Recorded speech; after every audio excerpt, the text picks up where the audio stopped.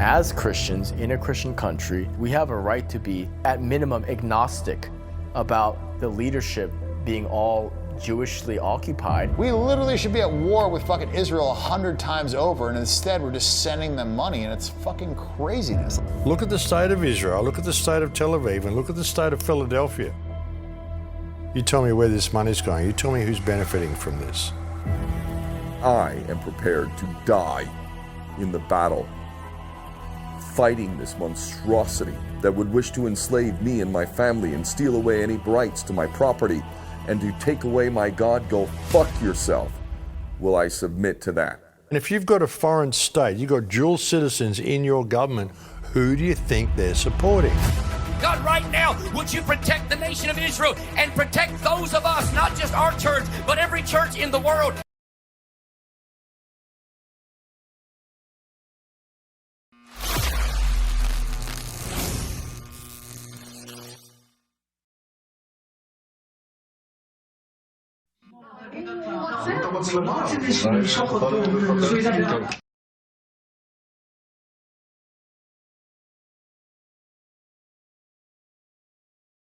לא העיקרי, קודם כל לתת להם מכות, לא רק מכות כל כך מכירות, שהמחיר יהיה כבד למצוא. כרגע המחיר לא כבד למצוא. התקפה רבת היקף ברשות הפלסטינית. זה לפחד שהכל מתמוטט. לא פוחדים, צחקים להם, יראו לנו לתוך הישר וצחוק ופשוט הם לא פוחדים. זה מה שמביא אותם ואז רגע, אבל אז רשות מהעולם יגיד מה אתם פוגשים? אתה לא מפחד מהעולם, ביבי. במיוחד היום עם אמריקה, אני יודע מה זה אמריקה. אמריקה זה לא שאפשר להזיז אותו בקלות, להזיז לכיוון הנכון. אומרים שהם בעדינו, אבל כאילו... לא יכניעו לו. אז שאם אנחנו עושים לזה משהו, אז הם... יש כאלה, אז נניח שהם אומרים משהו. 80% מהאמריקאים תומכים בנו. זה אבסורד, יש לנו שם תמיכה כזאת, ואנחנו אומרים מה נעשה עם ה...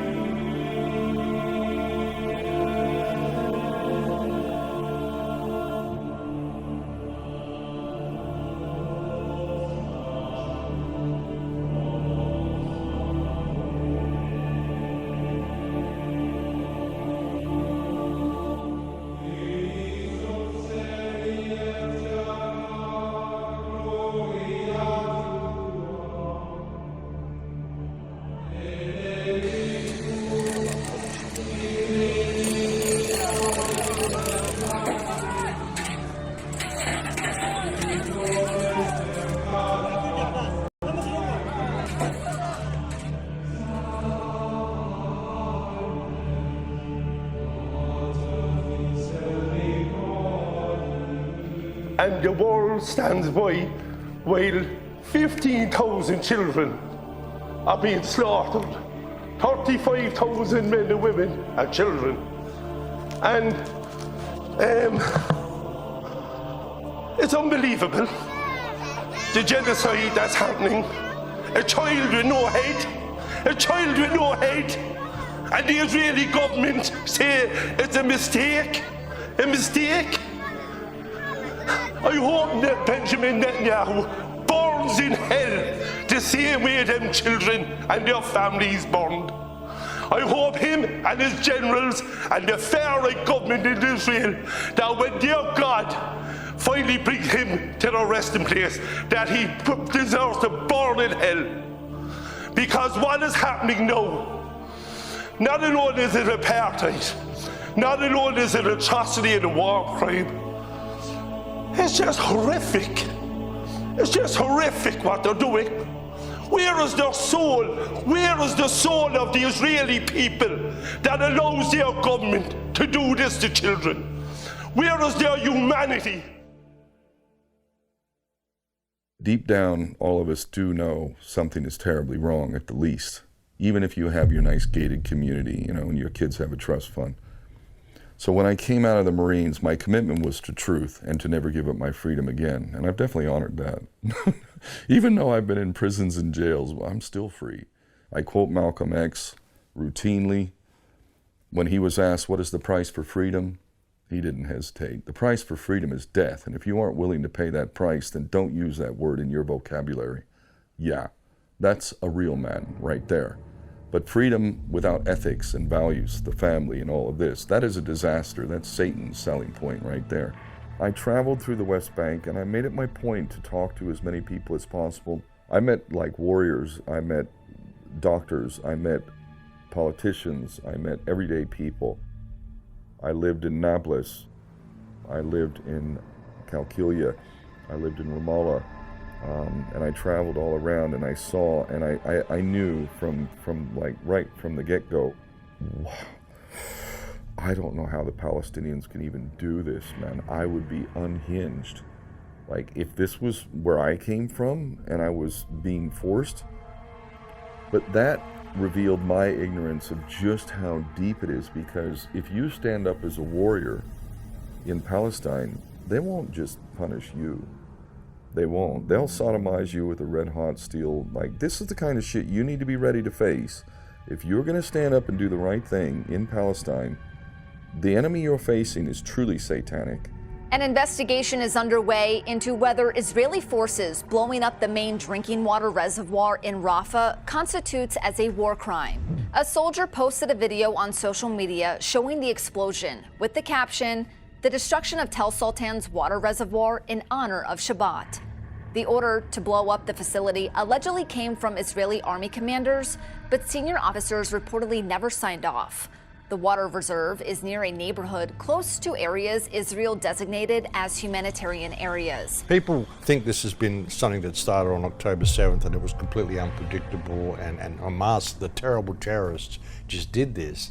I mean, Hamas is a creation of Israel out of a necessity to push back against what Israel was doing. It's ethnic cleansing, and it's going to expand to create greater Israel. That's what this is really about. This is why they are using exactly the same tactics on Lebanon now, saying they need to go in and completely eradicate Hezbollah. When I went to Palestine, they were the most beautiful people I've ever met. I've been to over 60 countries, nearly 70 countries, probably more than 70 countries.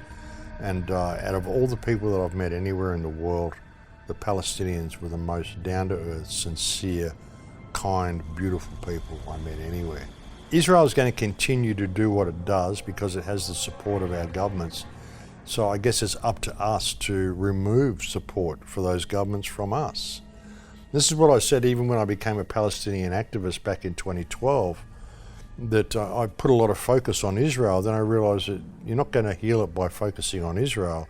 You've got to focus on the fact that our governments are controlled by these people, and that's who's funding it or allowing it to happen. Like you say, all the bombs they're using are US bombs. It's got to stop. It's really got to stop. They've killed, like, I think the newest estimate is like 180,000 civilians, like, in Gaza. So it's like, yeah, 1,200 people is bad, but like they've been whining about it for a year, and it's kind of like the example I give is like, you know, if you get fucking robbed in Compton, that doesn't mean you carpet bomb fucking Compton. You know, if there's a school shooter, you don't blow up the fucking school because there's a bad guy in there. So this idea of like, oh, well, there's a bad guy in the hospital, so we're gonna blow up the fucking hospital and we're gonna kill a bunch of civilians. It's like, it's just fucking bullshit. You know, and I think people realize this fucking bullshit, and they've got tons of babies with like gunshot wounds to the head, like direct to the heart. It's like not an accident. You don't accidentally shoot a baby in the head fucking twice. You know, it's like, and so they're targeting civilians, they're targeting children, they're just fucking blowing up hospitals, blowing up fucking mosques. Like, it's absurd. And I think like when they section everybody off into fucking Rafah, And then they went in there and fucking bombed Rafah, the refugee camp. I mean, for me, that was it. That was just like, you know what, fuck these motherfuckers, like, I've had it. I know it's obviously gonna be bad for me to say anything about them because they fucking have so much control, and everybody that does, like, well, look at what they did to fucking Kanye. I mean, Candace, the moment she said anything, they fucking fired her from her job. Like, you see what they fucking do. I mean, they destroy people. They destroy their fucking, finances, their reputation. They try and throw them in jail. Like, so it's obviously fucking terrible, but at some point, like, you gotta stand up and be like, fucking enough. Enough is fucking enough. Yet another school attack, because we've talked about so many of them during the last 10 months. And yet again, August has been another bloody month for the numbers of deaths of children and women in what should be safe havens. Well, yes, this is the 9th school that has been targeted since August. And we have been counting those schools, and every school is a complete misery and catastrophe. According to the civil defense teams, they're saying that there's a lot more Palestinians still trapped under the rubble. They say that the buildings completely collapsed once there was the airstrike targeted the school, and the civil defense teams are trying their best to rescue as much people as possible. Now, most of those who were killed were children and women. How can I know the experience of a Palestinian in Gaza unless I listen to them? So I listened. What they told me was that they don't want aid. They want freedom of movement and the ability to import and export, so that they can create their own jobs and economy. They can't get the textiles in to produce this. They can't get the industrial sewing machines. And even if they could make them in there, their factory will probably be bombed. People are saying free Palestine, and Israel saying free Palestine from Hamas, And we're going to free Palestine from Hamas by killing everybody, leveling the whole place. And now they're saying they've got to free Lebanon from Hezbollah. And there's already one Jewish rabbi calling for complete occupation of Lebanon, which is the plan. This is what Greater Israel is all about. Scenes like this playing out hundreds of times across Lebanon within the space of an hour. A targeted, coordinated, highly technical attack. These pagers exploded while people were on the road, going about their daily lives, basically, in supermarkets and hospitals, driving their cars, getting their kids from school. So it's a huge blow. Israel is clearly pushing the boundaries and seeing how far it can get away with. The message to Israel so far has been from the international community writ large, has been, you can get away with a lot. An Israeli flag hoisted above a rubble-strewn Lebanese village. Parts of southern Lebanon now resemble the apocalyptic landscape of Gaza. This apparently all that's left of the border town of Yaroun. The Israeli army announced today another military division has now been deployed into Lebanon. Around 15,000 soldiers are said to be taking part in the invasion. Imagine further knowing that your child could be taken away from you at any point. Imagine even further having your child wetting their bed at night when they hear a helicopter. When your kids hear a helicopter fly overhead, oh, look, the helicopter. Do you know what they're thinking over there in Gaza? That is the sound of death. That is the sound of a rocket coming through your home. That is the sound of the building collapsing on top of you and your family. So they wet themselves at night. Imagine being the father. What are you going to do for your child? What are you going to say? Are you going to say, don't worry, it'll be okay? It won't. You're lying. You can say it, but you can't actually provide it. Imagine what that would do to your psyche. This is what they've been dealing with. Really. And this is why, I will die before I will ever turn my back. הארץ שלנו. כל הארץ. כולל עזה. כולל הלבנון. כל הארץ המובטחת. אנחנו נחזור. אנחנו נחזור בענק. גוש קטיף זה כזה קטן לעומת מה שאנחנו נגיע בעזרת השם.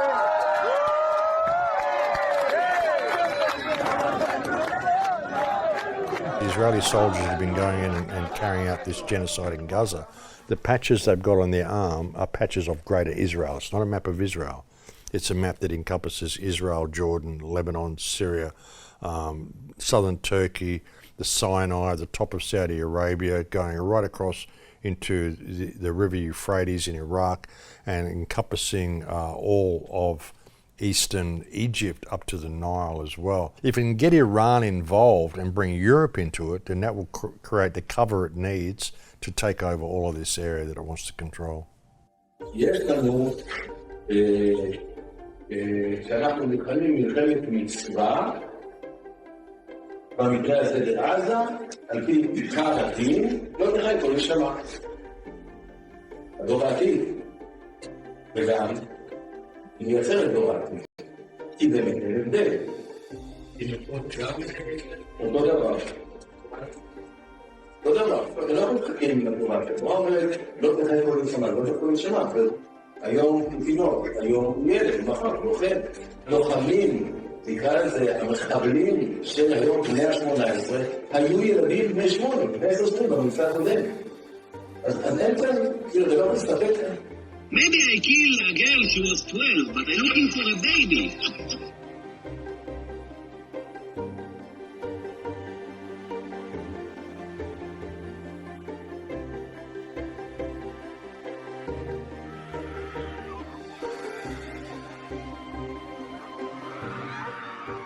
I don't even know how they do it. I don't know how they manage to keep hate out of their hearts.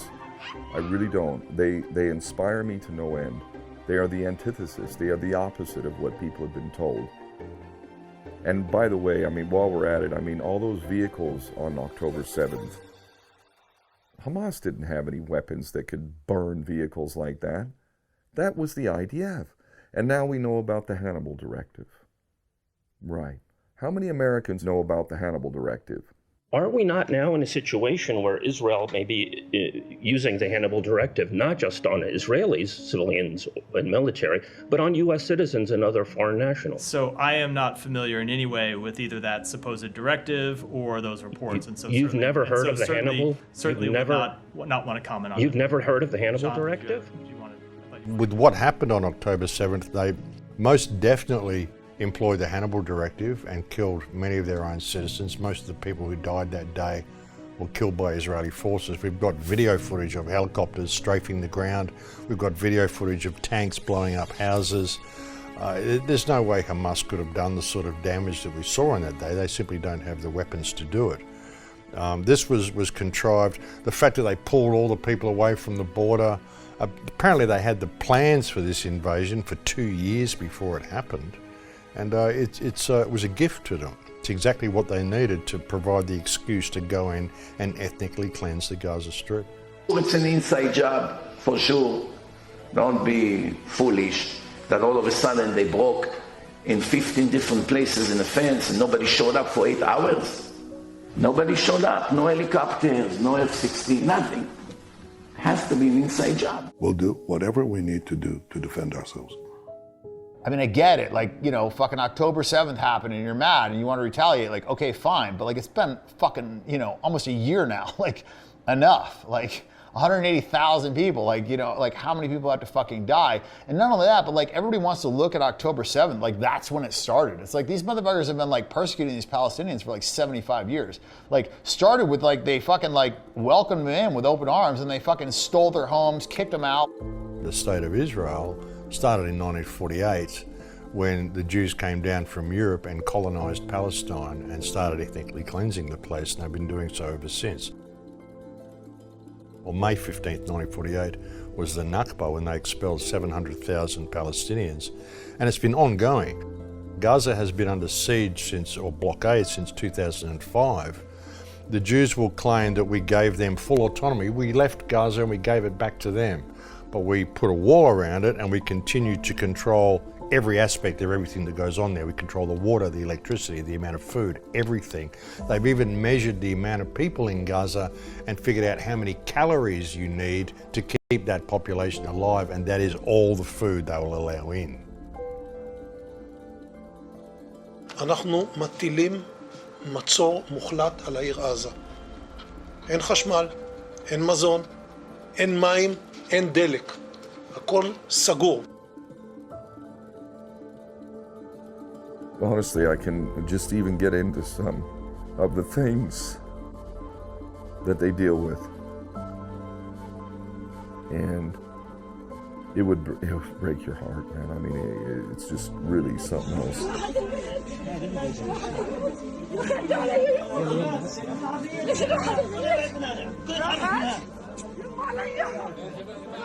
If you ain't crying about this stuff, then you've lost part of your humanity.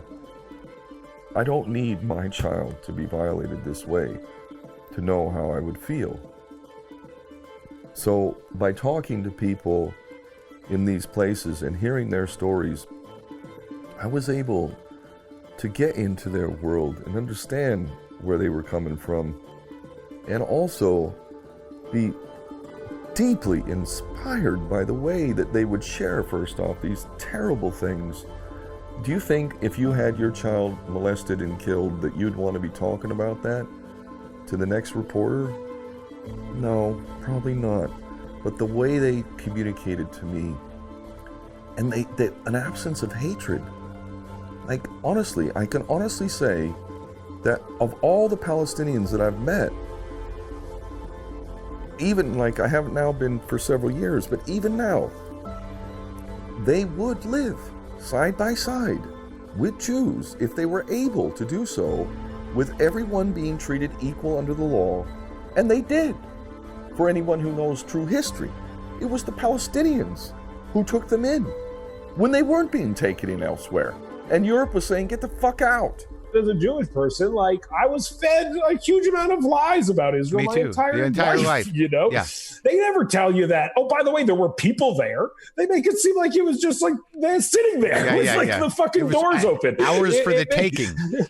Yeah, Yeah. like it literally, they forget to include the fact to every young Jewish person, basically, like, oh, by the way, there were people there. Well, they just want to make sure that you are frightened of your own survival to the point where when you get old enough, you will make sure that that money goes to Israel and that trees are planted and that you always speak highly of Israel and Israel must survive no matter what.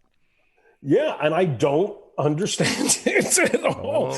Bella Hadid and Gigi Hadid, like her dad, Muhammad, like his family literally welcomed in some Jewish immigrants, and then those people fucking like threw them out of their own home at gunpoint and they became refugees. Like, that's how he ended up in America. When a ship came from Poland with refugees from Jewish refugees from Poland and Germany, whatever, and they went to several countries first, went to America, and then went to Cuba, and they wouldn't let them off, so they came to Haifa. My parents and some families went down to Safed, and they picked up some Jewish families from, to them they were refugees, and they had a banner on the side of their boat saying, we lost our homes in Germany and our hope. Can you don't let us our hope here in your country? So, and they took them, they took two families, each took two families, and others did, and they brought them to our house, to my father's house. And they lived with us for 2.5 years, and my mother went to Nazareth, to her parents' house, or grandfather's house, wherever they're called their home. And I was 9 days old when she came back to Safed to take me inside our home. And we were locked out. Anytime you criticize it, it's like it's anti-Semitic. And it's just like, this is such a fucking bullshit word. They're not even Semites. Like 80% of the people that are in Palestine actually have ancient Hebrew DNA, which makes them a Semite. Most of these fucking Jews that are over there are Eastern European Jews and have no fucking actual Hebrew DNA, which is why it is illegal to fucking test DNA in fucking Israel. I'm about to show you something extremely controversial. It's even illegal in the state of Israel to obtain this. And if you do obtain it, it's illegal to show it and or talk about it. Ladies and gentlemen, my DNA. Now, I bet you thought it was going to be a lot crazier than that, right? Now, you might ask yourself, why is it illegal to obtain this in the state of Israel? Because it proves through your DNA that Jews around the world have no ancestral ties to the land of Israel. But according to Israeli law, the fact that I have Jewish blood gives me more right to somebody's home and land in the land of Palestine than somebody that has been there for hundreds of years. Doesn't make sense. 98% of the people in Israel have no Hebrew DNA. The Palestinians have Hebrew DNA. They're the original people from there, and they're not even Semites. I mean, everything they say is backwards. You're not a race, so you're saying this is our homeland. Well, okay, if it's a religious homeland, then it's also the homeland of the Christians and the Muslims as well. Jerusalem is where it all started. All Abrahamic religions come from there. So why are you guys singled out? Well, because we're God's chosen people. No, it was the people who chose God, which were not called Jews. They were called Israelites, which has nothing to do with a block of land in Palestine. You know, when you start labeling these things as like anti-Semitic, it's like, wait, so being anti-genocide is anti-Semitic? You know what I mean? Like, it's just like, wait, what the fuck does that even mean? Like, what are you talking about? You don't support mass murder, you're an anti-Semite of the worst order. Yeah, it's like, so anything that Israel does is okay, and if you criticize it's anti-Semitic, that's just like crazy talk. That's like literally like what the fucking worst dictators enact before they go commit fucking heinous crimes. Is like, you can't fucking criticize us. You know what I mean? Like, that's the first thing they do. It's the first thing the Bolsheviks did, first thing fucking Stalin did, first thing Mao did. You know what I mean? Like, all these dictators that go out and do fucked up things, the first thing that they do is make it illegal to criticize them. And so what are they trying to do in the fucking US? They're trying to make it illegal to criticize Israel. I don't know, maybe they already did. They like definitely like tried to pass some legislation. I mean, Ron DeSantis passed legislation in Israel for the Sunshine State of Florida, making anti-Semitic speech illegal. Yeah, which is fucking crazy. Just absolutely fucking crazy. And then they were gonna like try and put like anything against Israel under that umbrella of like anti-Semitism, which is fucking absurd. Like, you can criticize the US government all you want, but if you criticize Israel, like, we're gonna fucking throw you in jail. Like, that's craziness. Like, well, so basically what you've just said is that means by de facto, Benjamin Netanyahu is the president of the United States and his government now reigns over ours. I mean, clearly, when you look at who you can't criticize, and that's who controls you.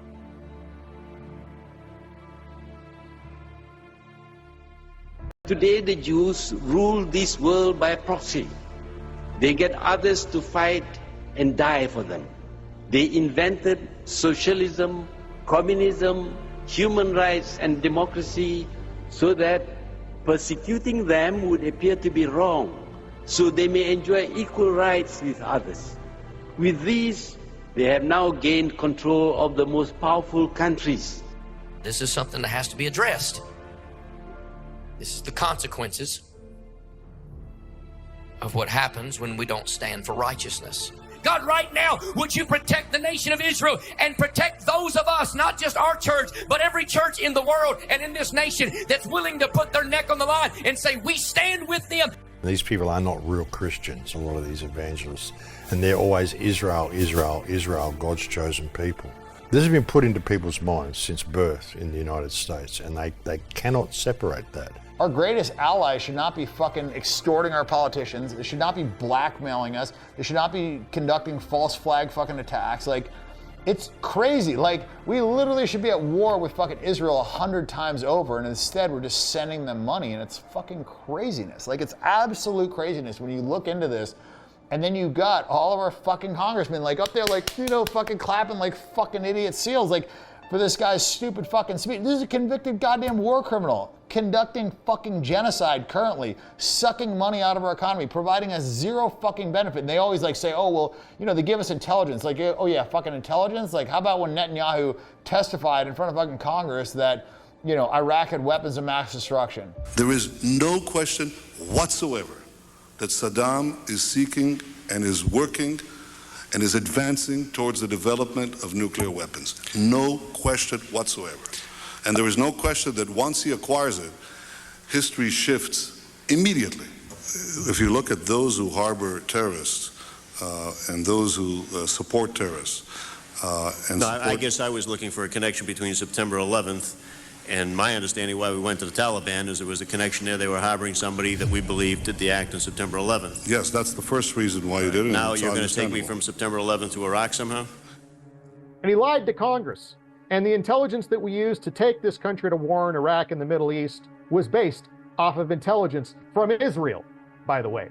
Israeli intelligence formed the bulk of the motivation behind these Middle Eastern wars. In the days after the September attacks, there were countless rumors about strange coincidences surrounding the events. One report about a group of Middle Eastern men spotted the morning of September 11th parked just across the river from New York City has not gone away. 3, 2, 1.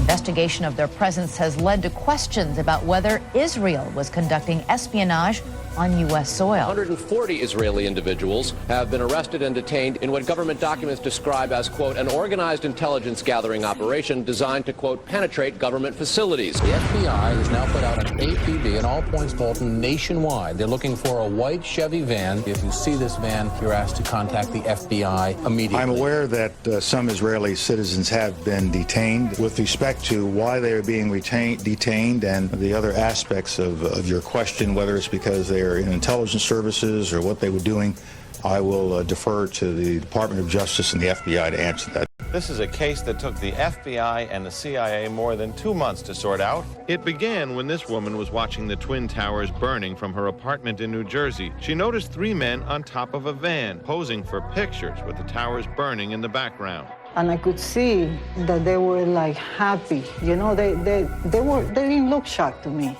I thought it was very strange. The witness called police, who stopped the van hours later and arrested 5 men. All 5, it turns out, were Israeli. And you can see the 2 towers, a huge explosion now raining debris on all of us. We better get out of the way. Change is gonna come. 3, 2, 1.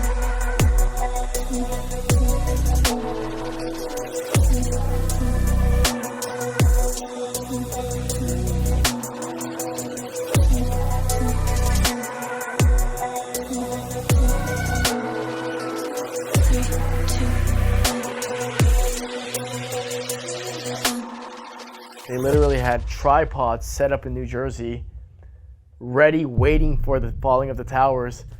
I mean, look, the one thing you notice about these Talmudic agents is that time and time again, there's just too many patterns that connect and point one way. You know, whether it's Epstein and all those things stacking up perfectly, or this one, all these details stacking up perfectly, it seems to be funny that they just demand people to call it coincidental and move on. And I think people are getting fed up with the bullshit. Then there was the strange case of Odigo. You may have heard me speaking about this in a prior episode. So Odigo, and I don't know if I'm pronouncing that right, but it was an instant messaging service. It was Israel-owned, and it was operated by Israel with headquarters that were based just 2 blocks away from the World Trade Center. Now, according to Haaretz, that is an Israeli-owned publication. Check out this headline, which was published September 26th. That's 15 days after the attack. 15 days after 9/11, Haaretz says that Odigo workers were warned of the attacks. It says Odigo, the instant messaging service, says that 2 of its workers received messages 2 hours before the Twin Towers attack on September 11th, predicting that the attack would happen. And the company has been cooperating with Israeli and American law enforcement, including the FBI, in trying to find the original sender of the message, which predicted the attack. I mean, seriously, what on earth are we talking about here? There were some people who definitively knew that something was going to take place on that day. Some people came camera ready. The fact that the Jews had prior knowledge of it, the dancing Israelis that were filmed and caught and went away and said they were there to document the event.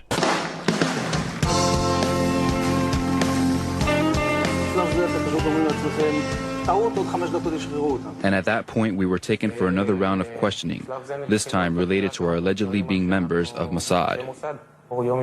The fact of the matter is, we are coming from a country that experiences terror daily. Our purpose was to document the event. It was a cell, one of these cells, across the Hudson River.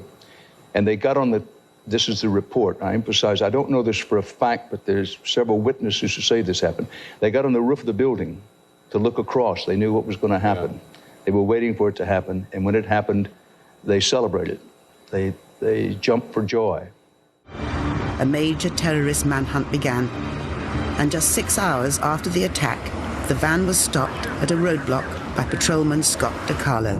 We were asked to detain the van and the passengers. They were just removed from the vehicle, patted down for safety precaution, and detained. 911 call at 410 Park. I think once the FBI arrived, One of them stated that they were on our side, something to that effect. The police actually would not investigate. They said that they have nothing to do with that. And so it seems that they are, within their own communities, a protected class of citizen, which explains why they would get away dancing in the street on one of the most damning days in American history. Just look at their behavior. Certainly, this was something that they wanted. They celebrated it. Benjamin Netanyahu said in a book in the 1990s that if we don't see the threat of militant Islam, then pretty soon militant Islam will bring down the World Trade Center. The West really doesn't understand militant Islam. So I wrote a book in 1995, and I said that if the West doesn't wake up to the suicidal nature of militant Islam, the next thing you'll see is the militant Islam is bringing down the World Trade Center. Nice prediction there, just a bit of psychic, was he? You know, like Israel did 9/11. It's got Israeli fingerprints all over it. And with any of that sort of stuff, you just got to say, you know, Q bono, who benefits? And the only people who benefited from 9/11 is Israel, and even Benjamin Netanyahu said that as well. Said the one thing we are benefiting from at the moment is the attack on the World Trade Center. Netanyahu said, quote, "We're benefiting from one thing, and that is the attack on the Twin Towers and Pentagon and the American struggle in Iraq." I mean, they do these false flag attacks all the time. How much evidence do people need? And what would be the benefit for the Arab world blowing up Twin Towers? I mean, how have they benefited from this? Have a look at Iraq. Have a look at what we've done to the Arab world since that event happened. And look what Israel has got from that event happening, and ask yourself, who benefits?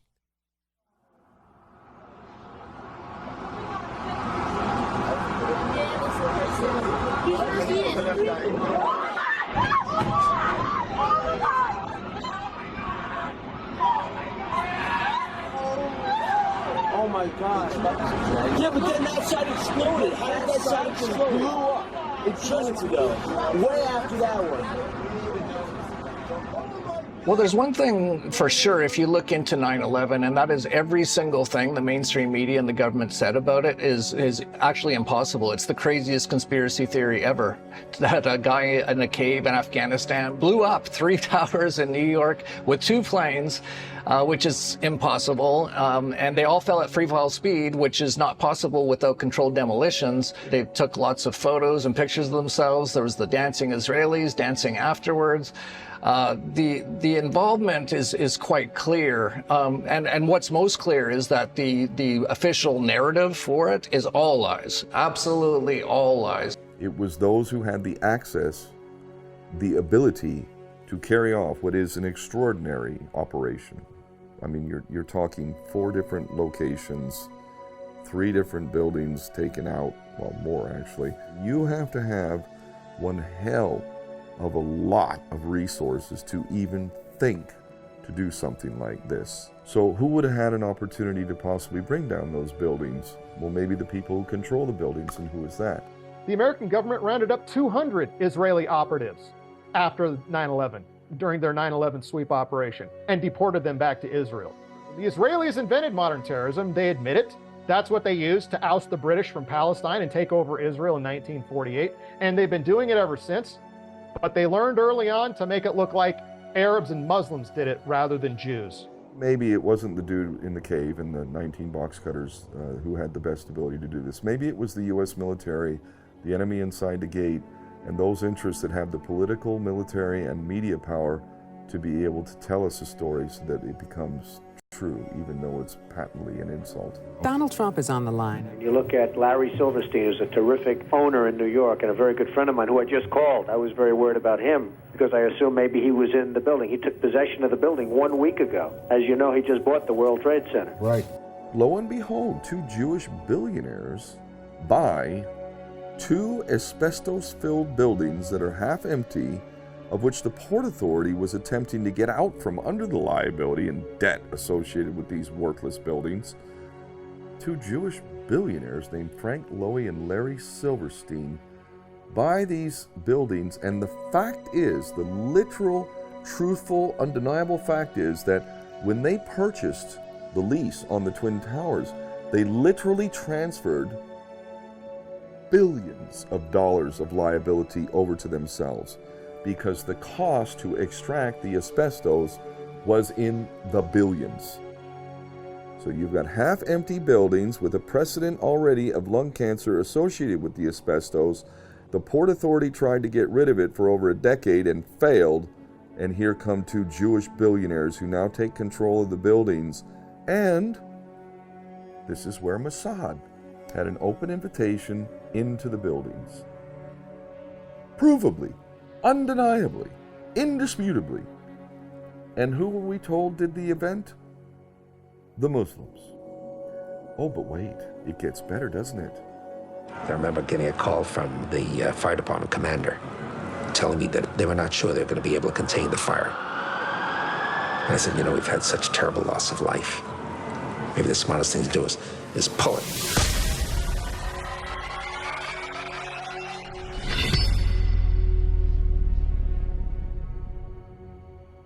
Your official response was that it was the firefighters. My question is, it was pretty clear that you meant the building, and if it was the firefighters, they already are outside the building by 12 because the water lines were broken. Ask the question. And the fire chief that you said you spoke to, Fire Chief Negro, denies talking to you on that day of 9/11. Can you answer those questions and address the theories against you? I suggest to everybody's consideration that we all look at the thousands of pages of testimony that have been rendered in the many years since 9/11, and let's use today's session for some of this. Are you aware of testimony of bombs in the building before the building collaped, sir? Are you aware of that testimony? Sir, there's testimony by Barry Jennings. Sir, you don't have to touch me. Listen, I'll walk away. All I'm asking is a question. I don't have to be kicked out. It's a legitimate question. You don't have to put your hands on me. But all I'm saying is, no, I'm not. I'm here asking. The question was not answered. That's why I have a grievance. Larry Silverstein was told not to come into work. That's why him, his daughter, and his son never showed up to work on 9/11. He put an insurance policy on the buildings. Reporters, do your job. Please ask some questions. The reason I feel as good as I do is because we're back in Israel, and we love coming here.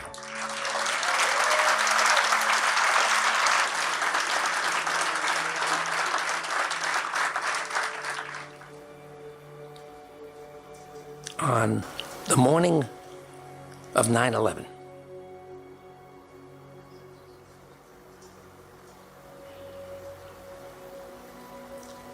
I'm getting ready, getting dressed to go to the dermatologist.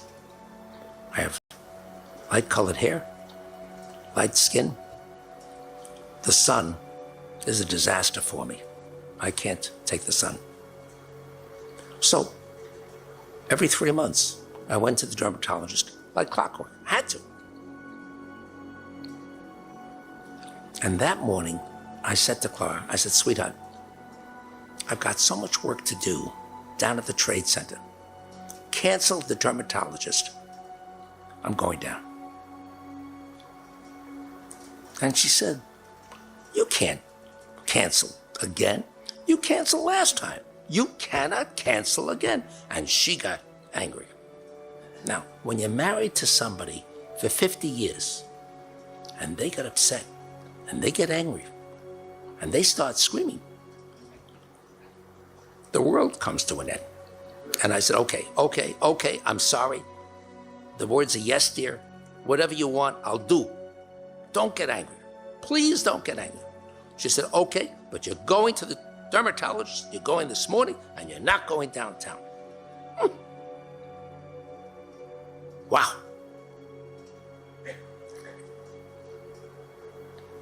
Suddenly, the phone rings.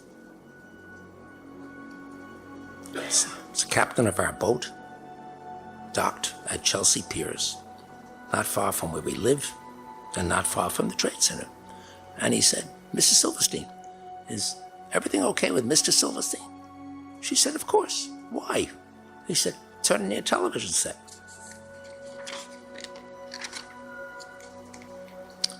And that's when we saw the North Tower in flames. And we saw the plane circling around before it slammed into the South Tower. and caused it to end up in flames. And therein was the day of the disaster of 9/11. And so we lost almost 3,000 people. It was a miracle. My life wasn't lost because she kept me from going down to the Trade Center. She said, "You've got to go to the dermatologist." By the way, I never made it to the dermatologist that day, but at least my intentions were right. Now, what I quickly had to do was find out what my obligations were. Of course, I had signed a contract and now own the Trade Center. I had to rebuild like kind, like quality. And I had an obligation to collect the insurance proceeds from the policies, because that's the only place the money could come from the insurance proceeds. That was my job, my obligation, because they owned the policies. And we're gonna get the money from the insurance companies with which to build. We went through an enormous amount of effort to find out what happened on 9/11 to cause the Twin Towers to collapse, and at the same time, decide how to build a building safer and stronger and impenetrable, so that we'd feel safe in it, and everybody else would feel safe in it also. We scoured the world for the best engineers. Where do you think we ended up? There's a country that apparently has lots of problems in making its buildings explosion-proof. It's called Israel. And guess what? It's got some of the best engineers in the world who understand safety in big buildings. Why? Because they have problems with that for the last 40, 50 years. They keep having explosions in their country. Next thing you know, we've got the designs of a building. And the first design meeting was in April of 2000. And the first design meeting was in April of 2000. And construction began shortly thereafter in 2002.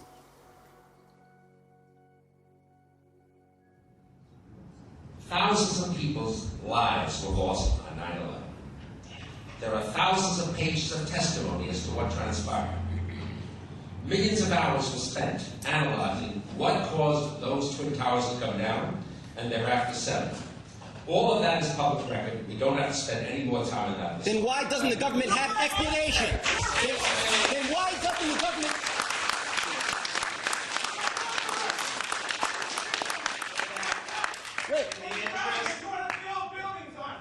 You're a criminal! Then why doesn't the government have an explanation, sir? If you do, why don't they? First responder heard the countdown to blow building 7 from 1 to 10. Enough. Okay, The topic is the future of Lower Manhattan. Sir, you're disturbing our educational mission here, which is... This is education! You don't want to answer the question, but first responders, they know what happened, and they're coming forward, so... Thank you for making your point. Rudy Dent, who was a friend of mine, who was the chief fire investigator on the day, who, at great risk to himself, said, "I heard the explosions in the buildings." He passed on a few years ago. God bless you, Rudy.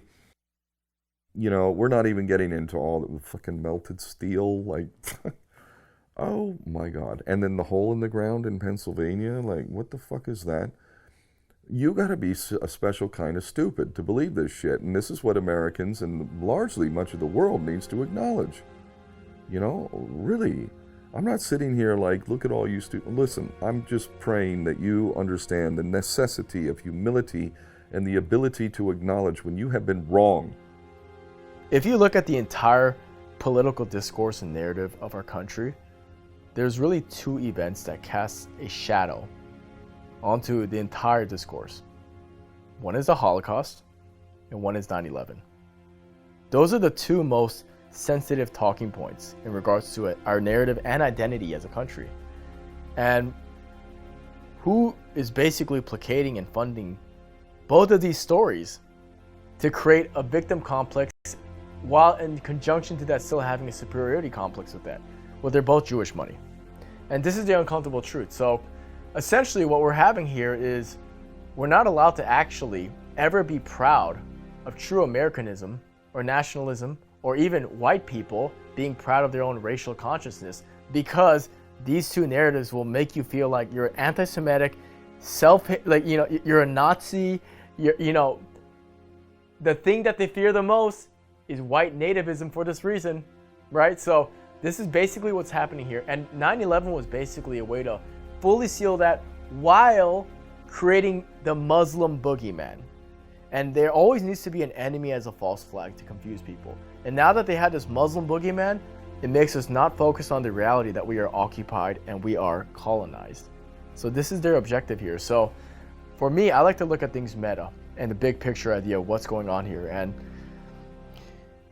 they cause this national tragedy and all this suffering just so that we can't look at them straight on. Fuck the echo chamber of stupidity. This is what's selling our country down the river.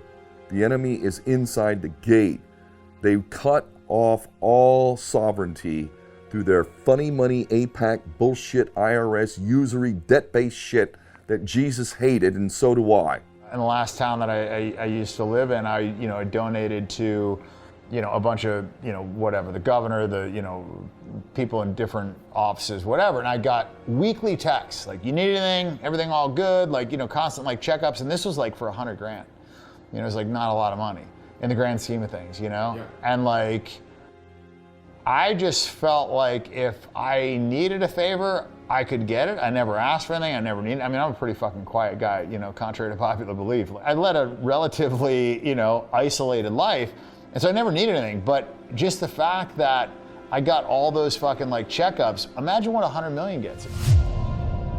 And they know that those checks are constantly coming, and they're big fucking checks. What happens is at the campaign phase, not after one is sworn into office, at the campaign phase, all of the candidates swear this allegiance in one way or the other to Israel. Now, today, in 2024, there is language that must be placed on your website. So by the time everyone is sworn into office, they've already pledged themselves to Israel. That is the problem. No matter who wins, no matter who loses, Israel never loses. IPAC should be designated as a foreign occupying power. It should be designated as a spy organization. They're always complaining about people trying to influence US governments. You can't influence US elections. What's IPAC doing there? That's what's influencing US elections more than anything. It's a foreign state. And if you've got a foreign state, you've got dual citizens in your government, who do you think they're supporting? Look at the state of Israel, look at the state of Tel Aviv, and look at the state of Philadelphia. You tell me where this money's going. You tell me who's benefiting from this. When you look at the dilapidated state of the United States compared to Israel, Israel's a tiny little country. A tiny, tiny little country. And yet it gets trillions and trillions of dollars of aid from this great, vast United States, which is falling into rack and ruin because of it.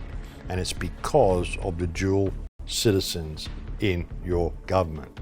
America should be for Americans. We supply Israel with billions of dollars in military aid. And yet Prime Minister Netanyahu seems to be charting his own course. Do we have a real close ally in Prime Minister Netanyahu? I think, with all due respect, the better question is, do we have an important alliance between the American people and the Israeli people? And the answer to that question is yes. They're everywhere. They congregate to power like moths to a flame. And you can go back in history and look at this. They're everywhere where there's power. So they insinuate themselves. You can look at the cabinet, you can look at Trump's cabinet, you can Biden's cabinet, it's full of Jews. The British were faced with the same problem back in World War II. Germany was faced with the same problem, powerful people. We must understand, as Christians in a Christian country, we have a right to be, at minimum, agnostic about the leadership being all Jewishly occupied and getting the cosign from Jewish money and power is the point. Their primary religious influence, which was Kanye's point, of a Christian country is not Christian. The United States is completely occupied by these people through AIPAC. Every single sitting politician has an Israeli handler. You just look at Joe Biden's cabinet, dual Israeli citizens in the White House right now. You need to get all of these dual citizens out of government in all countries. The United States, I mean, you look at what the condition of the United States is in the last 10 years. I mean, I've been coming here for quite a while and I'm seeing it become more and more dilapidated. You look at the state of affairs, look at the state of the cities in places like China that don't pay trillions of dollars to Israel. Incredible cities, incredible architecture, incredible stuff. The United States is becoming more and more depleted because all of the money is being sent to Israel. It's completely occupied by Israel. Israel controls all US foreign policies. All of the wars the United States has fought in the Middle East are all to support Israeli policies.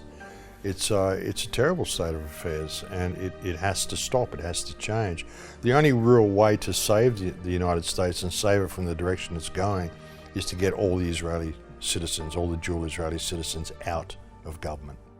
I am prepared to die in the battle, fighting this monstrosity that would wish to enslave me and my family and steal away any rights to my property and to take away my God. Go fuck yourself.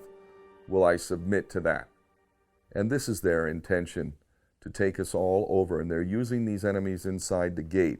But there was a man who hated them, who fought them like a real man, not some pencil-pushing geek sending us off to wars. No, a real warrior, a man who fought them direct. If it weren't for him, they would have swept through Europe.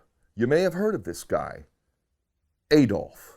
I think in many ways we were suckered about Hitler. I think that it seems very obvious now that the Nazis were a reaction to the subversion and what happened in Weimar, what happened during the Bolshevik Revolution. Hitler, I think, was a guy who managed to bring his country to greatness and dig them out of the rubble and liberate them from the subversion that was taking place and accurately identify the problem. In connection with the Jewish question, I have this to say. The German nation does not wish its interests to be determined and controlled by any foreign nation, France to the French, England to the English, America to the Americans, and Germany to the Germans. We are resolved to prevent the settlement in our country of a strange people which was capable of snatching for itself all the leading positions in the land, and to oust it, for it is our will to educate our own nation for these leading positions. We have hundreds of thousands of very intelligent children of peasants and of the working classes. We shall have them educated. In fact, we have already begun. Above all, German culture, as its name alone shows, is German and not Jewish, and therefore its management and care will be entrusted to members of our own nation. And this goal of theirs consists of breaking up the fatherland, destroying the nation, destroying the national economy, and establishing international Jewish financial hegemony. Marxism, in the form of social democracy or communism, can be defeated as long as it is confronted with a doctrine of greater truthfulness but equal brutality. Now I ask you this, do you believe that a change will occur by chance? Or are you convinced that when one sees doom inevitably approaching, it is one's duty, one's right, to rise up against it and to resist with all one's might in order finally to go on the attack oneself? That was exactly what we all had in mind when we founded the National Socialist German Workers' Party. The goal then was clear and simple. Fight the devilish power that has plunged Germany into this misery. Fight Marxism and the spiritual bearer of this world plague and epidemic. It is not for nothing that you see so many women in our movement and here in this hall even in a movement that has fought in the most masculine way. You see them here because the feeling of women is predominant and correctly tells them this is about the future of our children and thus about the future of our Germanness. Women once brought Christianity to the nations, and they will ultimately lead our movement to lasting victory. Be sure of this, the movement that has the fewest women also has the least strength. We started with nothing, and barely 4.5 years later, the name of the movement was on everyone's lips. The movement itself was then banned, its organization dissolved, and only with difficulty could the individual supporters try to continue working, and many went to prison.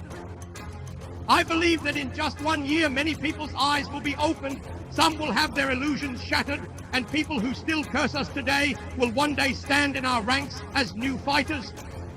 In the near future, however, your greatest task may be to win these people over. So leave all the internal strife, leave the others, even if they attack me themselves, it doesn't matter. We don't want to argue about that either. What we want is to reach out to the masses, to break them out of their present delusion. One day the day may come when Germany will rise again under our flag.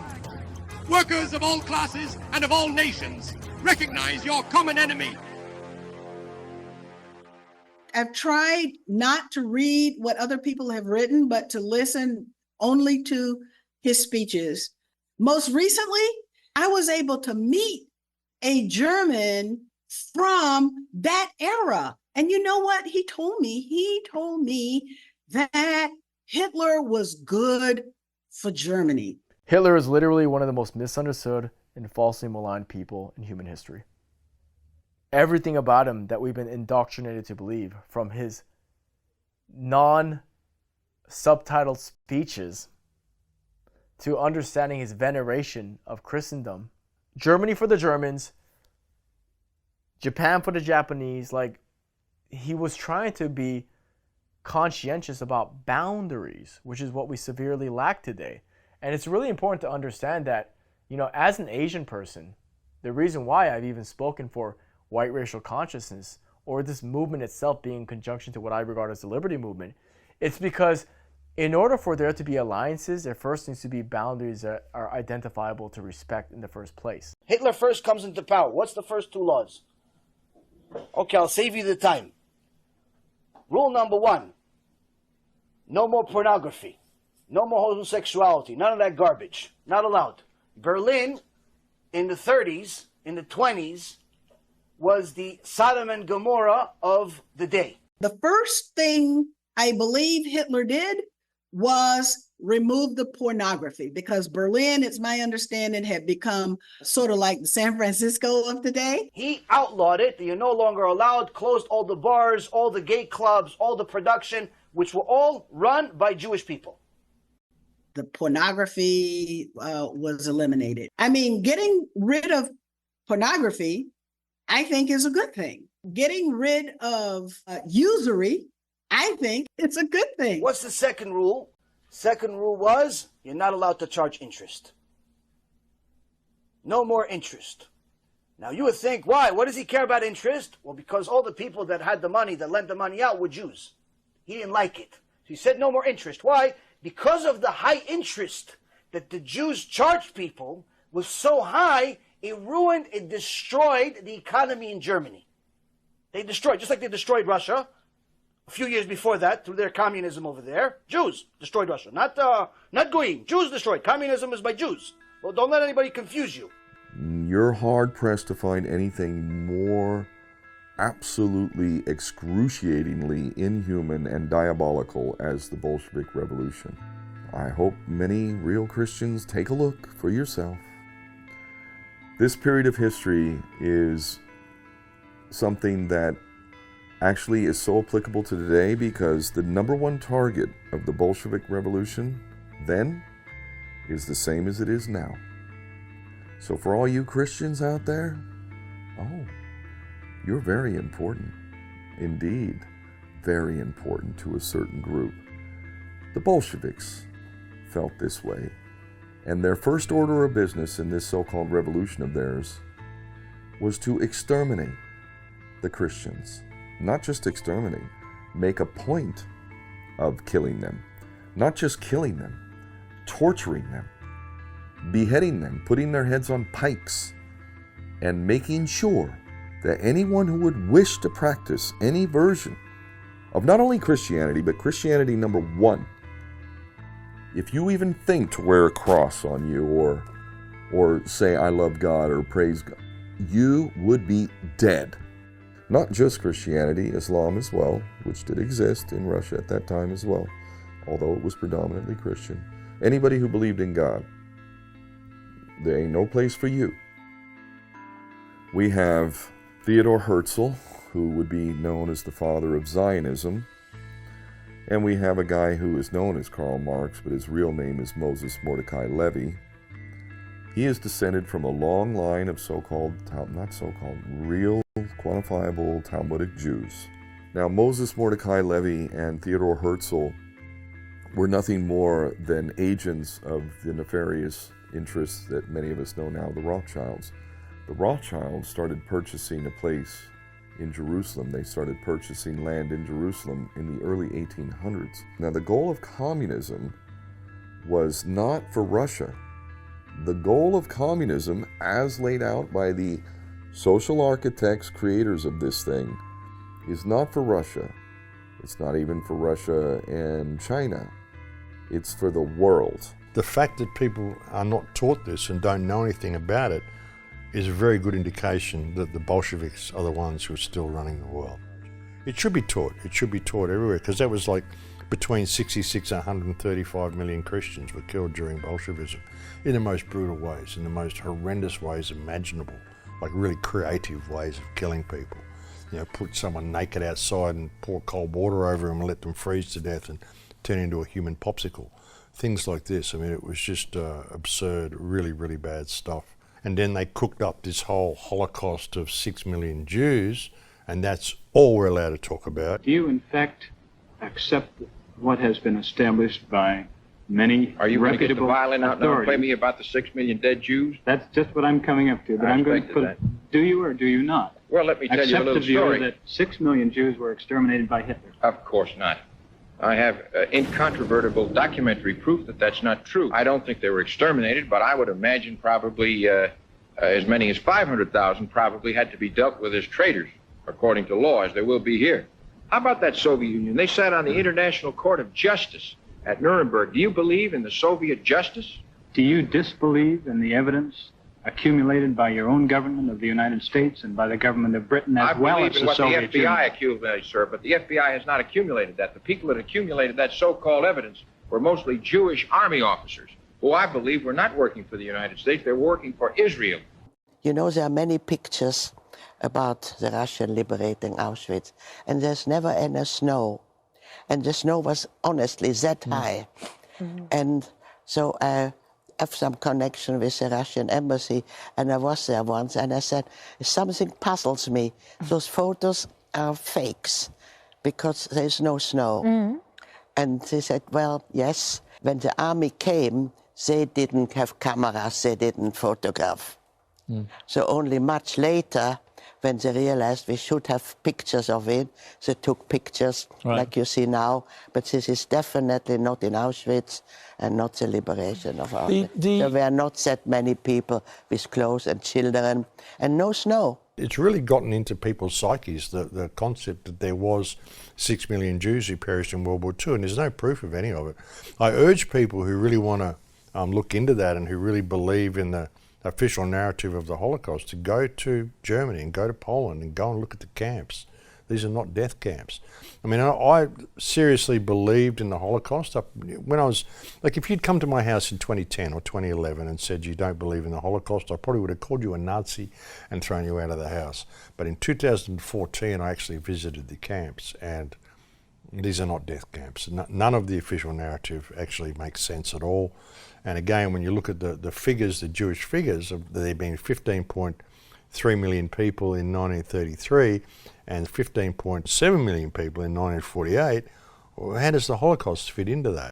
You look at history, Karl Marx, all the other Reshaim, they're all Jews. Wicked, but nonetheless Jews.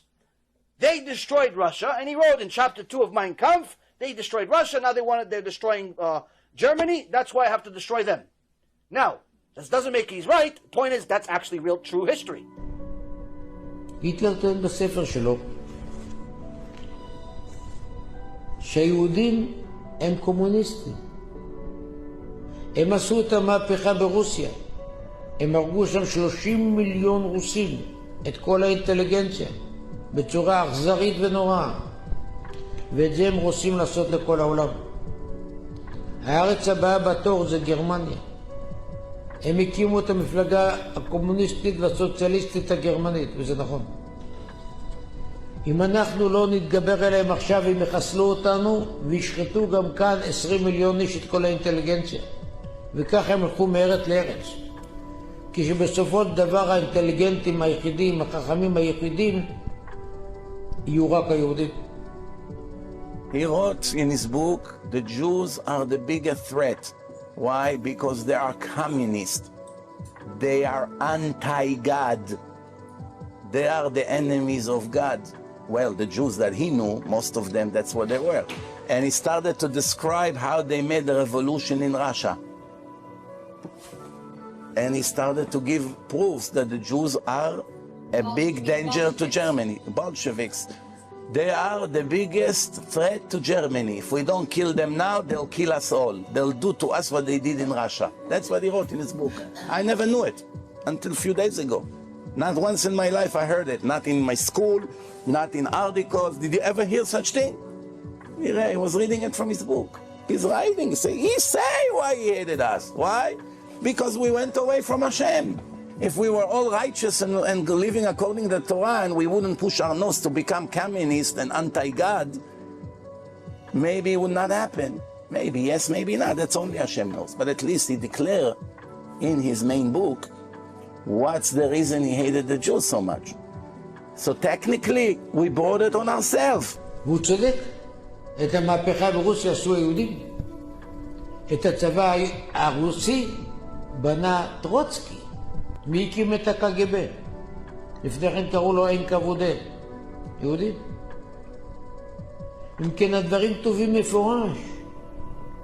הוא לא שנא את היהודים בגלל שיש להם פאות. הוא לא שנא אותם בגלל שהם שומרים מצוות. בגלל שהם קומוניסטים. והוא כותב כאן בצורה ברורה. היהודים הרסו את הדת ואת האמונה. את זה הוא כותב כאן. אתם מבינים עכשיו למה לא לומדים את זה בית ספר? כי מי כותב את תוכניות הלימודים? אותם שמאלנים. הם ודאי לא יכתבו שהיטלר רצה להרוג את היהודים בגלל שהם אבות השמאל העולמי ואבות המרקסיזם, קומוניזם, לניניזם. אבל את זה הוא כותב. הרסו את כל הערכים. הרעילו את כל הספרות והתיאטרון. מי זה אותם? יהודים שומרי תורה ומצוות הרעילו את התיאטרון הגרמני? מתוך 9 עיתונים גדולים בגרמניה 7 היו של יהודים.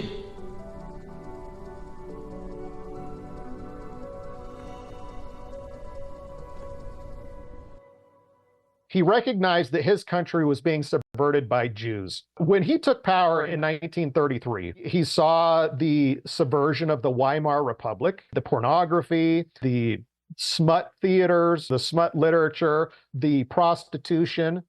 Interestingly, when this democratically elected representative named Adolf Hitler, who, by the way, was the only popularly democratically elected leader in all of Europe at the time, not Winston Churchill,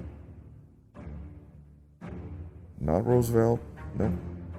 It was Adolf Hitler. When he came to power,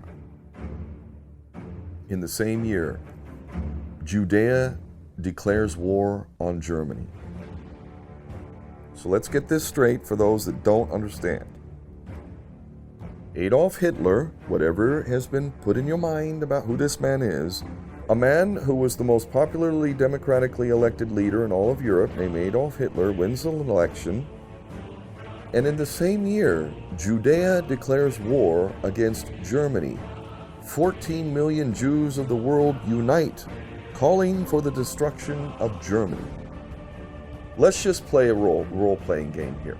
Let's say that America elects someone that they believe is really, really good, how would you feel as an American if you elected somebody popularly? Like, if Trump wins, he wouldn't be as popular as Adolf Hitler was, okay? If we came up with somebody noble that we could actually vote for, how would you feel if you voted for somebody, you were excited, you believed in this person, you did it democratically, verifiably, undeniably, and yet this group with this extraordinary power, with all the money, has openly declared war against America, calling for the destruction of America. So let's just reverse. Judea has now declared war on Germany because of a man that's popularly, democratically elected, who has committed no crime, none. If anything, he was a war hero. Sorry, maybe our president might actually be someone who actually fought in a war and is against war. A lot of people don't understand that Judaism declared war on Germany in 1933, and that Adolf Hitler actually moved 200,000 Jews out of Germany in 1933, sent them down to Palestine. There were not 6 million Jews in all of Europe during World War II. These are very, very difficult concepts to bring to people because unfortunately the education system has just put this stuff into people's minds. Understand that his intention wasn't to be a Jewish puppet. It was to free his own people because it was bad. He said he would take the resources of the nation and that would become the birthright of the people of Germany, which by this point when he won, they were on their knees. Germans were starving by the millions, as were Americans at this time, because in 1929, the bankers crashed the economy of the world. The bankers, the same ones that declared war on Germany. Right, so the bankers instigate the banking crash, and millions, tens of millions are starving, malnourished, unemployed, economy worth nothing, money worth nothing, inflation going up.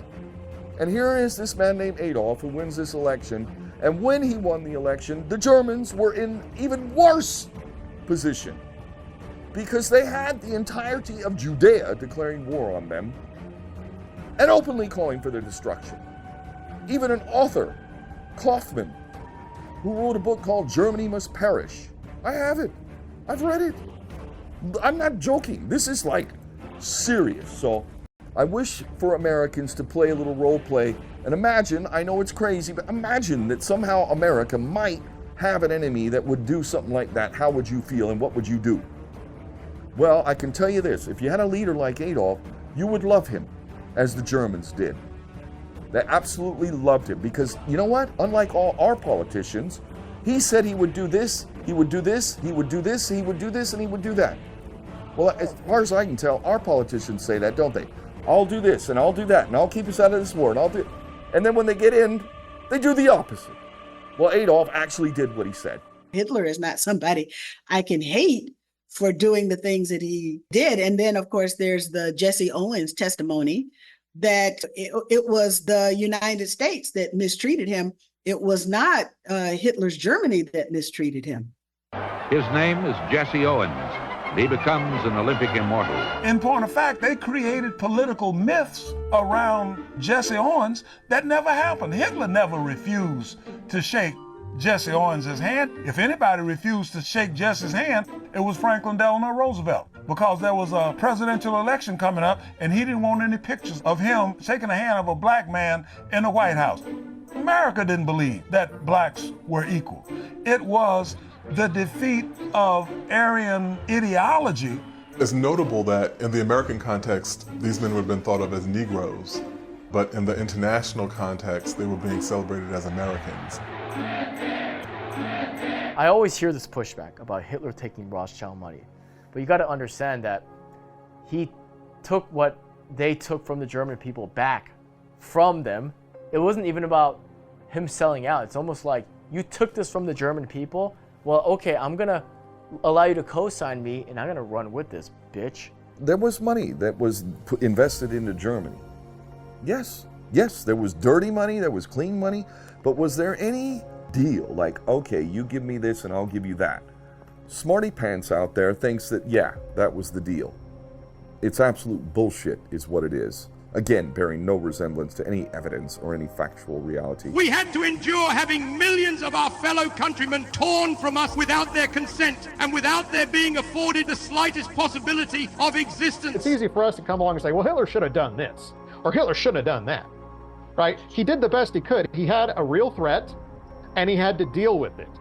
And okay, we can look back and say the way he dealt with it was not the ideal. There was probably something better he could have done. And he shipped some of them off to Palestine to get rid of them, under the Havara Agreement. So he had to cut a deal with these people because they played themselves into a position of power where you have to deal with them. You can't ignore them. So he cut a deal with some of them to get Germany out from under the yoke of the worldwide war against the German economy. So the Jews created a monster of their own making that spoke out and ended usury?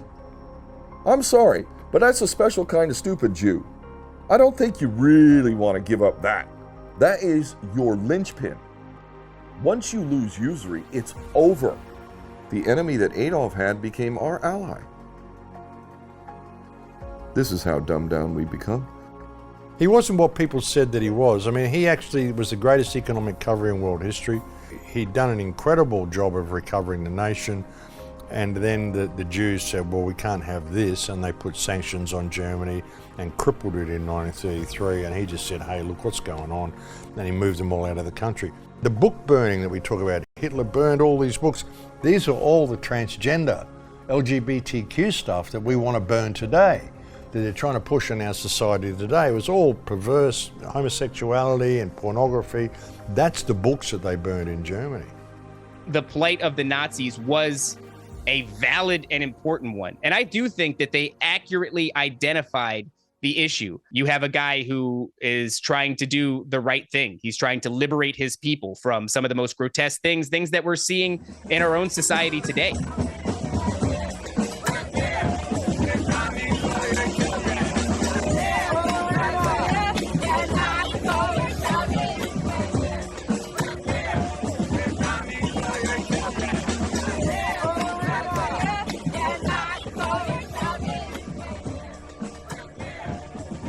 We saw the same thing in Weimar.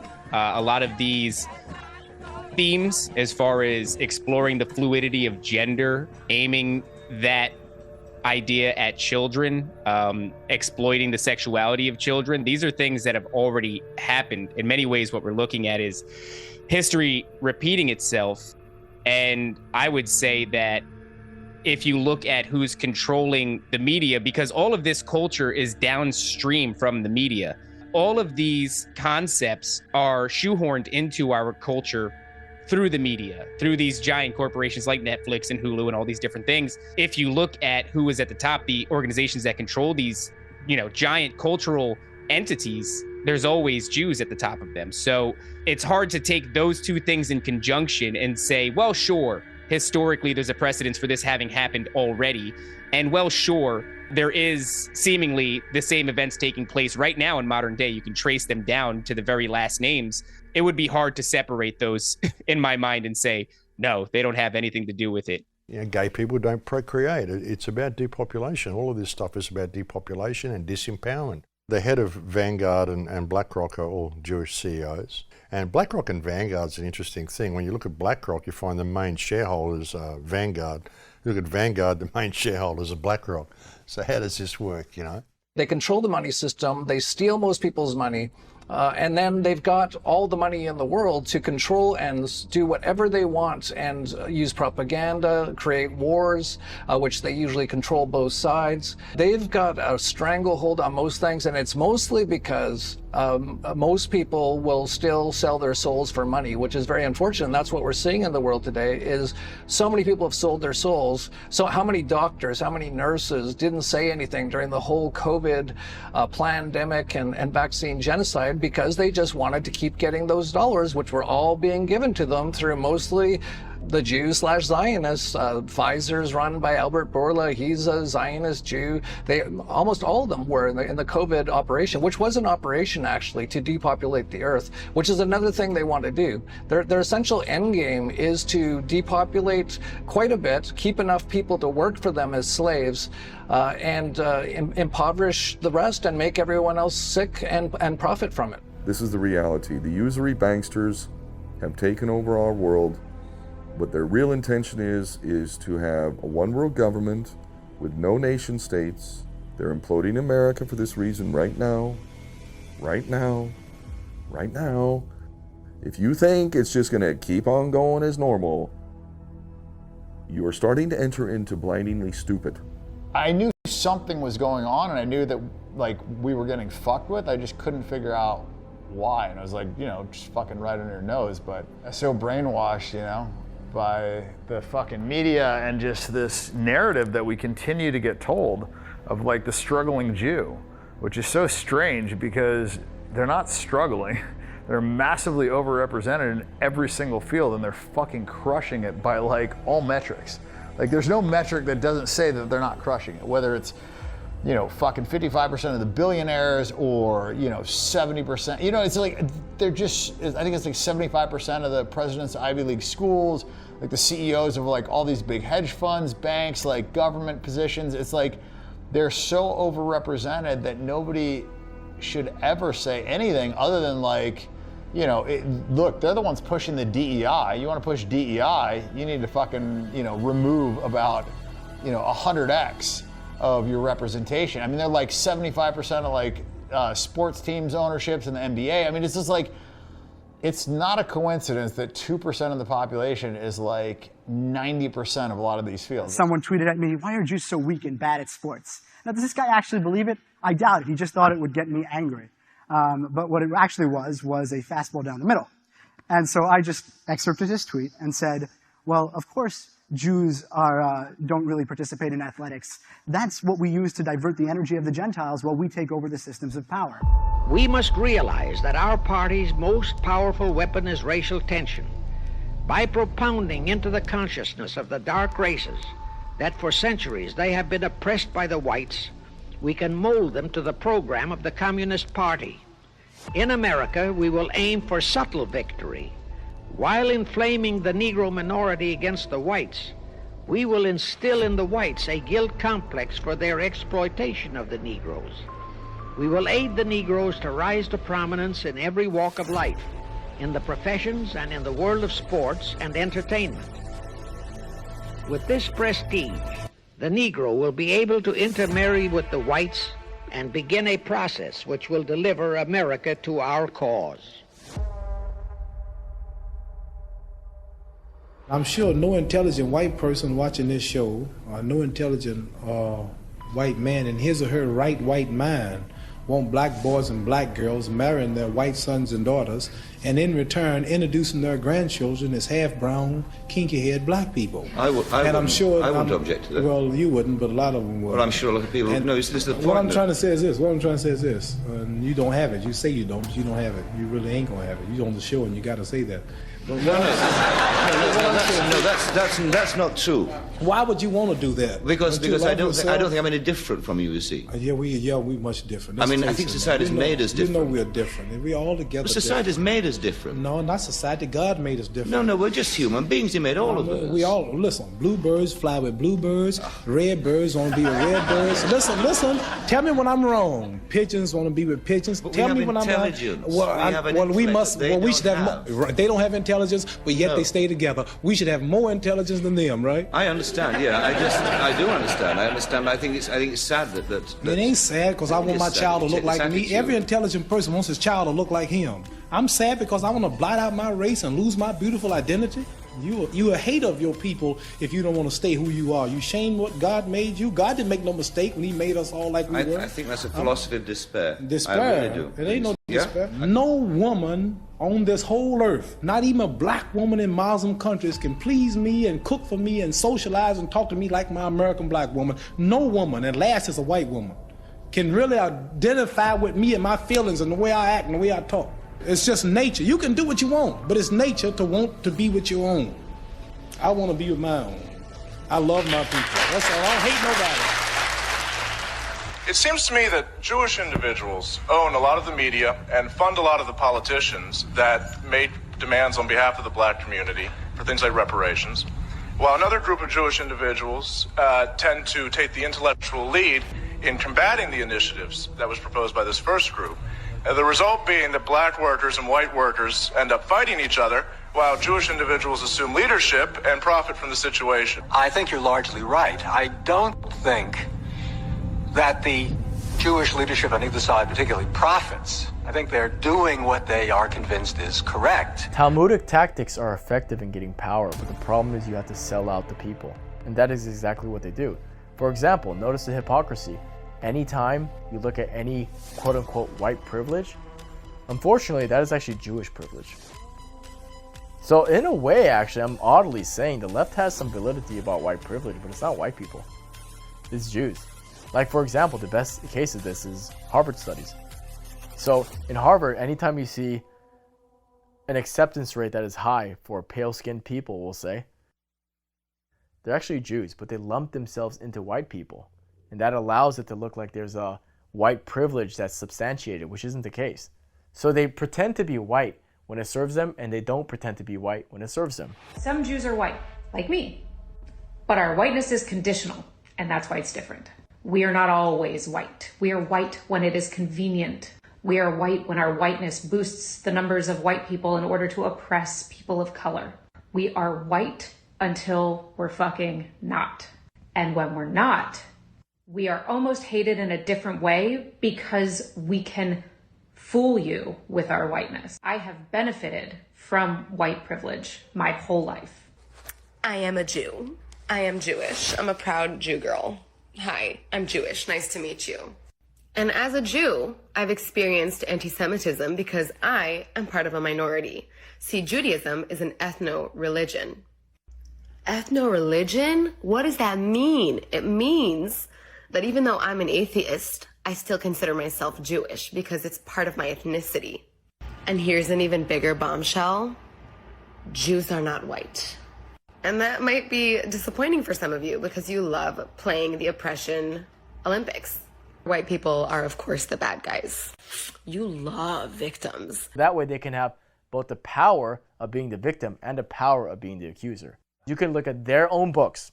Forget about critics, forget about podcasters and cultural commentators telling you about their thoughts and pigeonholing if you think they're pigeonholing.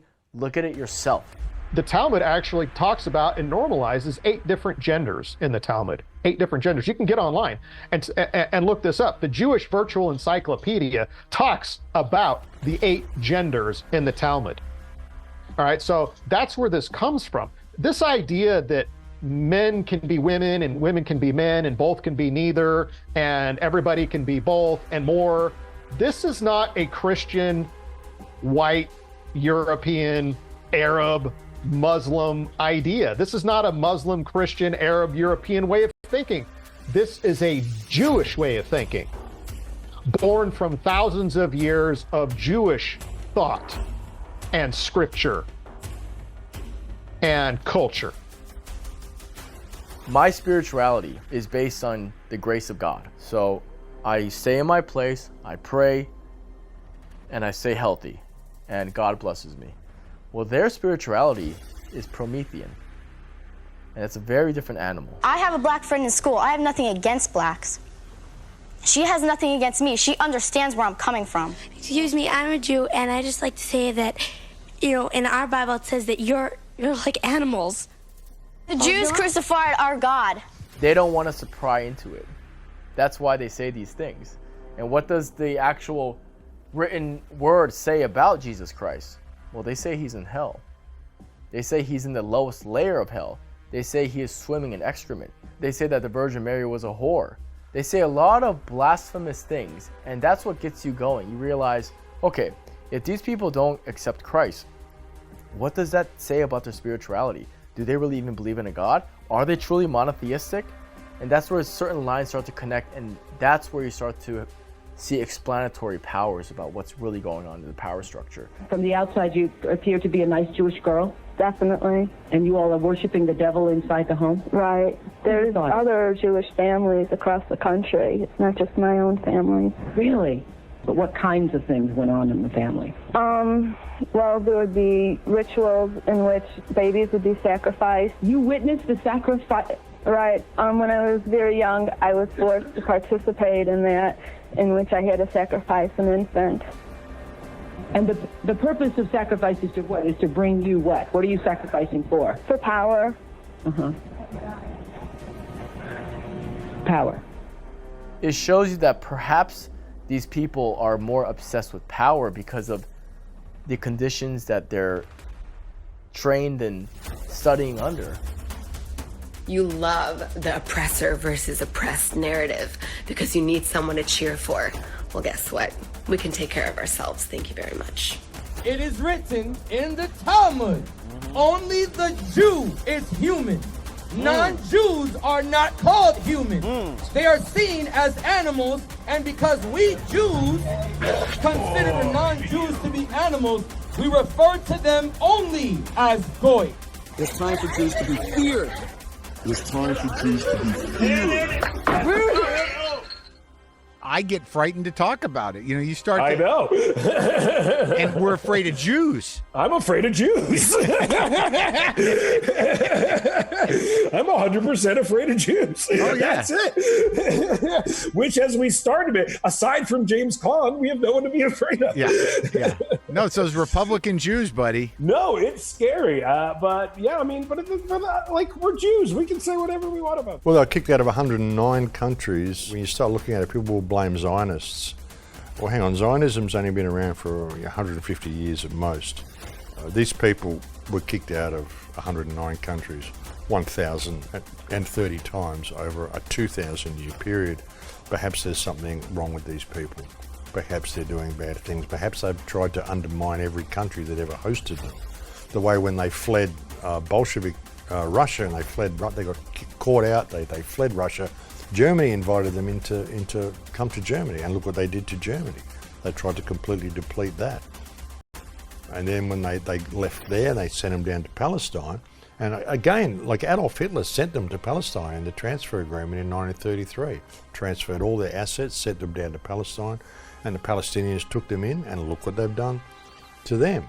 It is not a bombastic thing to say that what is happening to the children of Gaza, they would readily do to white America if they can do so and enact it without getting any reprimanding punishment.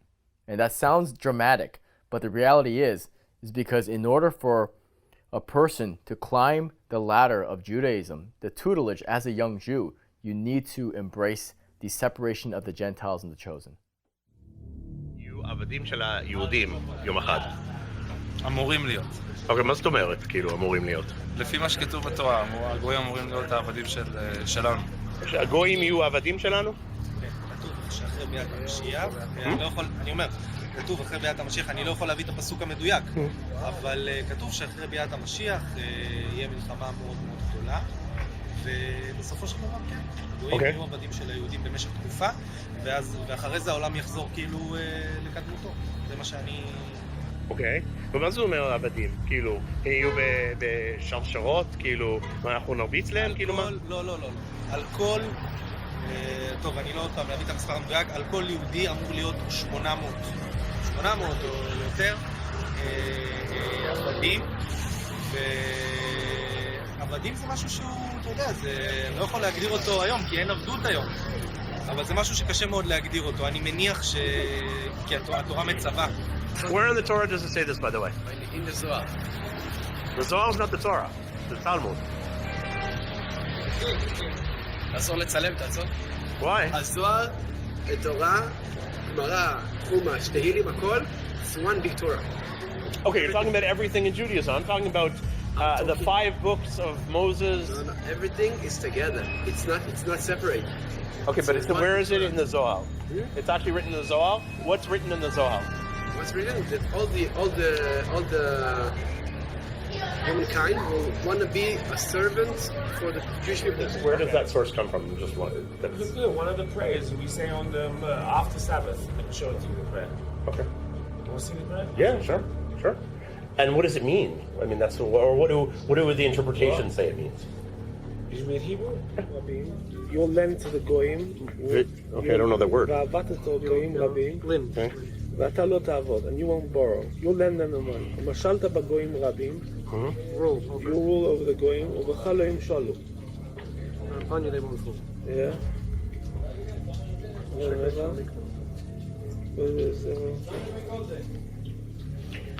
these are all promises brought in the Torah that if you would keep the Torah, then you're a great person. יעבדוך עמים, יעבדוך עמים, ישתחוו לחלומי, יעבדוך עמים. It says here, Are you Jewish? Do you want to honor God? That is the godly thing to do. We respect one another. The godly thing to do is to kill you. The godly thing is to kill me. That's right. Yes? That's what the Torah says. The Torah says to kill us. The Torah says that people who worship idols such as yourself, when there is a Sanhedrin, to kill us. Yes. Okay. That's what the Torah So says. we know how the Jewish people feel about Christians, yes? בשביל לשרת את היהודים. כל הגויים שאתה רואה שיש בעולם, המיליארדים האלה, הם הכל רק בשביל שהיהודים יהיה להם איזה תועלת. אנחנו לא רואים את זה, אנחנו לא יודעים בדיוק. כן, היות ואנחנו בגלות, אז אוטומטי עדיין הם עוד לא משרתים אותנו לגמרי, רק חלקית. כל אחד יהיה לו, כשמשיח יבוא, אז כל אחד יהיה לו אלפים עבדים, 2,800 עבדים. בינתיים, המשיח לא כאן, אז איך הם משרתים אותנו? הם בונים לנו רכבים, דירות, בניינים. הם בונים את זה. למה? משרתים את היהודים. אבל יש גם יהודים שעושים את זה. בקושי. Not only as a nation they'll cease to exist, even as individuals. As goyim, they're gone. Their personality, as they exist bifnei atzmam, as they would exist independently of Klal Yisrael, they don't exist. They're done. In modern terminology, they call it cultural genocide. There's a term for it by the progressives. It's called cultural genocide, and they use the word genocide. So that's the opinion who says v'karka kol b'nei sheis that they'll be annihilated. V'slentazai, they basically learn there's going to be cultural genocide. That you know what, the goyim as they exist as goyim b'fnei atzmam, that's done with. Batul u'mavutul. Jews control the world. But let me tell you a little secret. In many ways they do, because our influence is beyond any type of rational understanding. We are a minute percentage of the world. And yet the impact of Jews and Judaism on the world is incalculable. In every single sphere, even sometimes in negative spheres, like communism and psychoanalysis. גדול הבעל הקטנה, בוא נגיד ככה,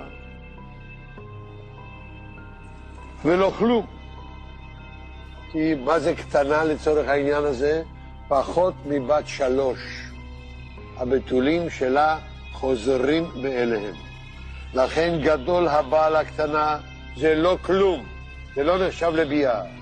זה פחות מכאן, פחות מגיל 3, כנותן אצבע בעין דמי.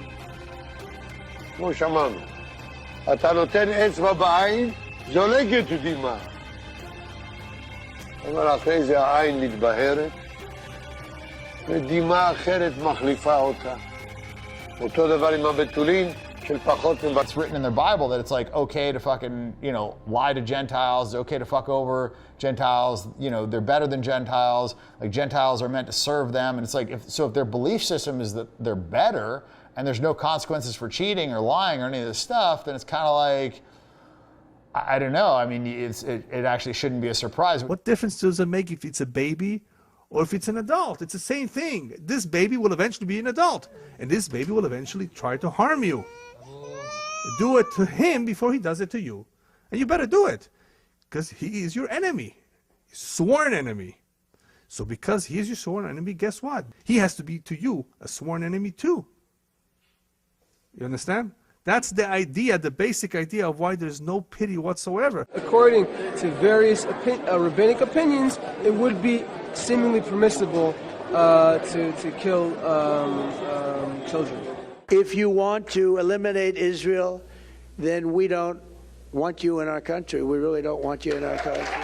If you're 2% of the pie, but you're all working together, it's actually easy to beat the 98% if they're completely fucking infighting and uncoordinated and, and uninformed. We cannot continue to survive in this system. This system is designed to destroy us. It's actually been these systems that are in place that allow this kind of infiltration, this sort of occupation. Without these systems being in place and without people allowing them and giving them their power, there'd be nothing to occupy. I don't believe that I, as a person, can save the world. I know that I cannot, but I know this: we can. We the hell can.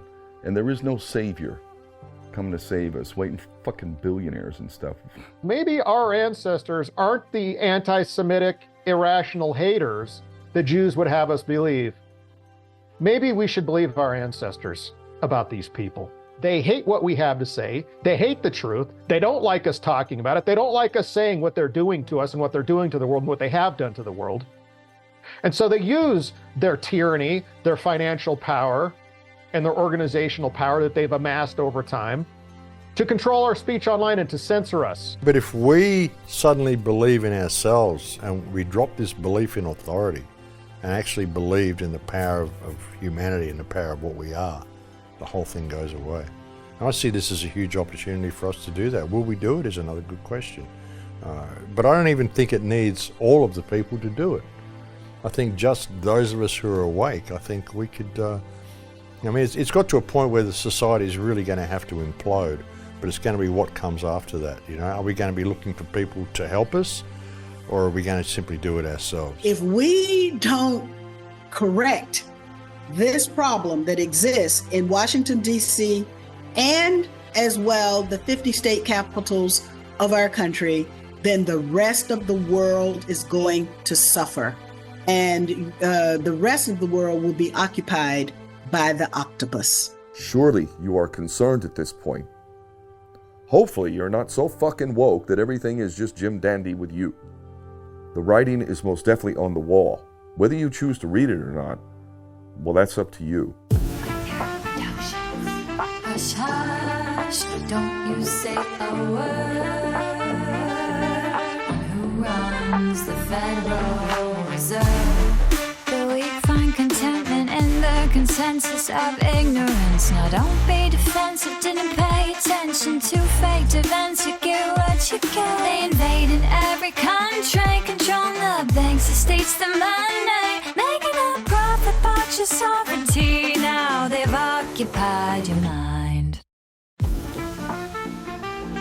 Hush, hush, don't you say a word on who runs the Federal Reserve.